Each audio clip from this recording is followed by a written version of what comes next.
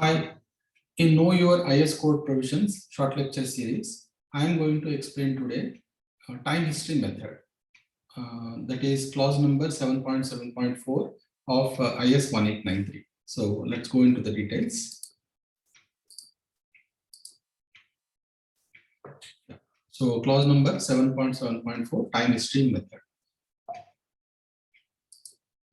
Now time history method, what code is time history method shall be based on an appropriate ground motion and shall be performed using accepted principles of earthquake structural dynamics.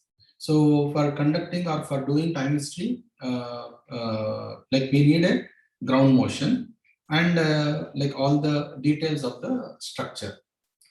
That so ground motion preferably compatible with the design acceleration spectrum in the desired range of natural periods. So this spectrum compatibility means, so we will take the ground motion and convert that into a response spectrum and see in the structure's natural period range, like say first natural period, second, third, fourth, in that range, what are its values, and we'll try to look at the compatibility of the ground motion with the design spectrum given in IS code, this 1893 code.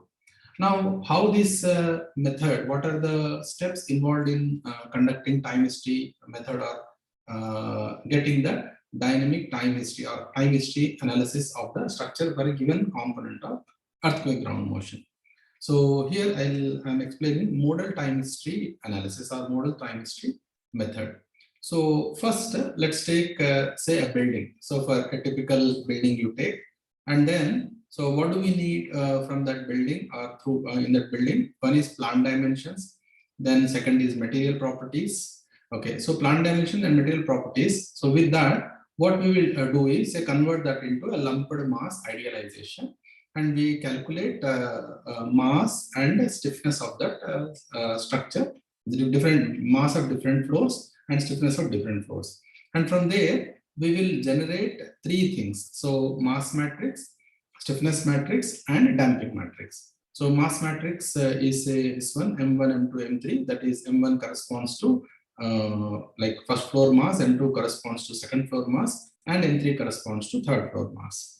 And then the stiffness matrix, this is K1, K2, K3 are three stiffnesses. K1 say ground floor, K2 is second floor, K3 is the third floor stiffness, and this is how stiffness matrix will be there. So to understand the details, to know more about how to formulate stiffness matrix, maybe you may watch a video on my video on structural dynamics. So how to, the details are explained in that. So how to formulate mass, stiffness, and damping matrix. So these three are mass, stiffness, and damping matrices. Then after that, say this is equilibrium equation, dynamic equilibrium equation. So mu double dot plus cu dot plus ku is equal to F. So m is mass matrix, u double dot is the acceleration vector.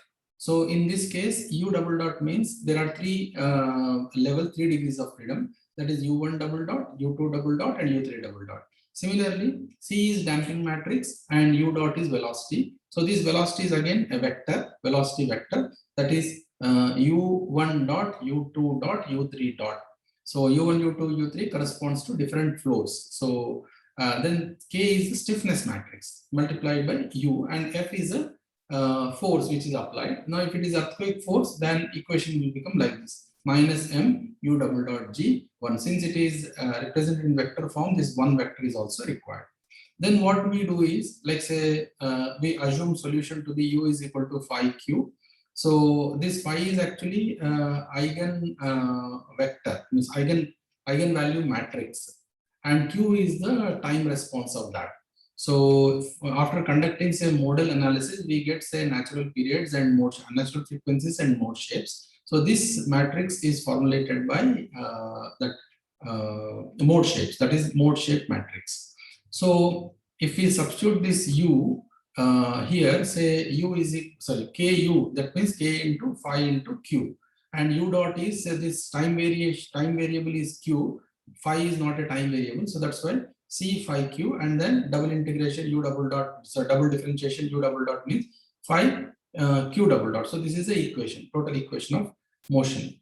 and we pre-multiply it with say phi transpose, because eigenvalue matrix is the eigenvectors are orthogonal to each other. So when we pre-multiply it and post-multiply with any matrix, that will convert into diagonal matrix. So phi transpose m phi q double dot, phi transpose c phi q dot, phi transpose k phi into q is equal to phi transpose m u double dot g.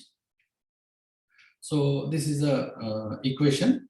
So now how the matrices get converted like this. So all three mass, stiffness, damping and stiffness matrices will become diagonal matrix. So one, like say, coupled equations became uncoupled equations. So earlier they were coupled equations, and phi matrix has a property to decouple the equations. So this, all these equations are decoupled equations.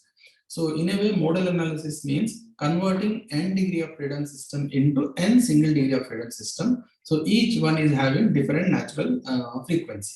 So like that. So this equation, if you can see, m double m11 q1 dot q1 double dot plus c11 q1 dot plus k11 q1 is equal to minus m1 u j double dot. Now, this is one equation of motion. So if we divide that by mass, so Q1 double dot, all these the dynamic equilibrium equation. So this is a generalized form of that equation. So Q1 double dot plus 2 zeta omega, 2 zeta 1 omega 1 Q1 dot plus omega 1 square Q1 is equal to minus P1 U double dot J. So here P1 is a participation factor. So how much portion of the ground motion, or what portion of the ground motion, or in a way this is representing mass actually, so is acting on this mode of vibration, So it is generalized form is this one.